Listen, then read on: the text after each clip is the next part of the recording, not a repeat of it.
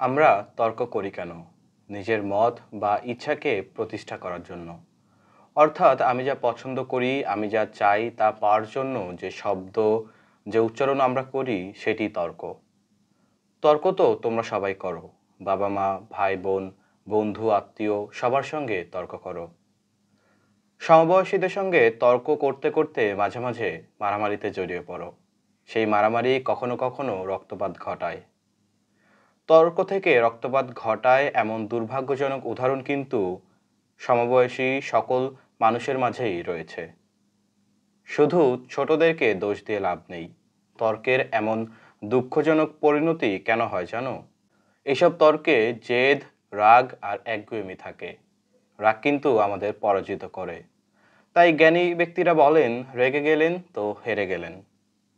শিল্পী মানে তো সৌন্দর্যের বহিঃপ্রকাশ। কাজেই বুঝতে পারছো তর্কে কোনো সৌন্দর্য নেই।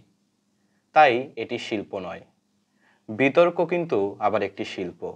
সৌন্দর্যমণ্ডিত, পরিশীলিত, যুক্তিপূর্ণ তর্কই হচ্ছে বিতর্ক। সুন্দর করে গুছিয়ে যুক্তি দিয়ে বুঝিয়ে যখন কথা বলতে দেখেছো, তখন নিশ্চয়ই তোমার কাছে ভালো লাগে। সেই ব্যক্তির কথা নিশ্চয়ই মন দিয়ে শুনতে ইচ্ছা করে। এর একটা উদাহরণ দেই। তোমার স্কুলে বিভিন্ন শিক্ষক বিভিন্ন বিষয় পড়ান। নিশ্চয়ই সবার পড়ানোর স্টাইল তোমার কাছে ভালো লাগে না। চোখ বন্ধ করে ভাবো তো কোন শিক্ষককে সবচেয়ে বেশি ভালো লাগে? যিনি খুব সুন্দর, সাবলীলভাবে তোমাদের সামনে কথা বলেন। অর্থাৎ যিনি সুন্দর করে কথা বলতে পারেন, তিনি তোমাদের মন জয় করে নিতে পারেন। সুন্দরভাবে গুছিয়ে কথা বলা একটি গুরুত্বপূর্ণ যোগ্যতা। এই যোগ্যতা অর্জনে সবচেয়ে কার্যকর মাধ্যম হচ্ছে বিতর্ক চর্চা। বিতর্কতাই খুব উঁচু মাপের শিল্প। শুধু শিল্প নয়, জ্ঞান চর্চারও একটি অসাধারণ মাধ্যম হচ্ছে বিতর্ক। তোমরা নিশ্চয়ই বিশ্ববিখ্যাত দার্শনিক সক্রেটিস, প্লেটো, অ্যারিস্টটলের নাম শুনেছ। তাদের জন্ম প্রাচীন গ্রিসে।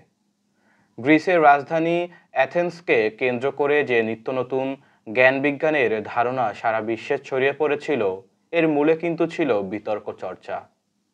যে গণতান্ত্রিক ব্যবস্থা বিশ্বের শ্রেষ্ঠ শাসন ব্যবস্থা বলে স্বীকৃত, সেই গণতন্ত্রের জন্মস্থানও কিন্তু গ্রিসে। তোমরা জেনে অবাক হবে যে গণতন্ত্রের সঙ্গে বিতর্কের সম্পর্ক খুব নিবিড়। বিতর্ক চর্চার মধ্য দিয়ে অন্যর কথা, যুক্তি শোনার মানসিকতা তৈরি হয়। পরমতের প্রতি শ্রদ্ধা ও সহিষ্ণুতার মানসিকতা গড়ে ওঠে। আধুনিক সভ্যতার অন্যতম বৈশিষ্ট্য মত প্রকাশের স্বাধীনতা। আমাদের সংবিধানেও বাক স্বাধীনতাকে স্বীকৃতি দেওয়া হয়েছে। তাহলে চিন্তা করে দেখো, বিতর্ক কত বড় একটি শিল্প। এই শিল্পে যদি তোমরা নিজেদেরকে দীক্ষিত করতে পারো, তাহলে একই সঙ্গে তোমাদের মধ্যে জন্ম নিবে জ্ঞান তৃষ্ণা, যুক্তিবোধ, পরমত সহিষ্ণুতা, মত প্রকাশের স্বাধীনতা, সর্বোপরি গণতান্ত্রিক চিন্তা চেতনা।